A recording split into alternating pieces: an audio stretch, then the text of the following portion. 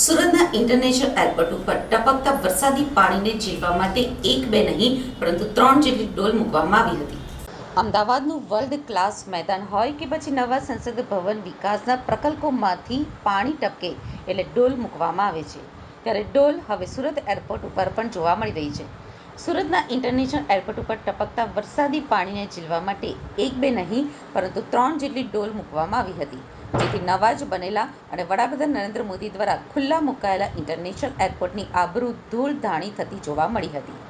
Surat international એરપોર્ટમાં પાણી ટપકતું હોવાનો video સામે આવ્યો છે.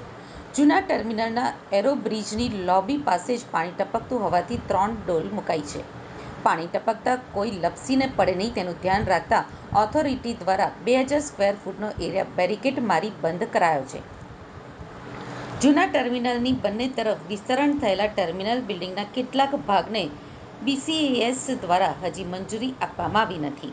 ત્યારે જૂના ટર્મિનલ બિલ્ડિંગમાં રિનોવેશનનું કામ વરસાદની સિઝનમાં શરૂ થવાની શક્યતા નહિવત છે, જેથી આખું ચોમાસું ટપકતા પાણીના લીધે 2000 સ્ક્વેર ફૂટનો વિસ્તાર બેરિકેડથી બ્લોક રહેશે.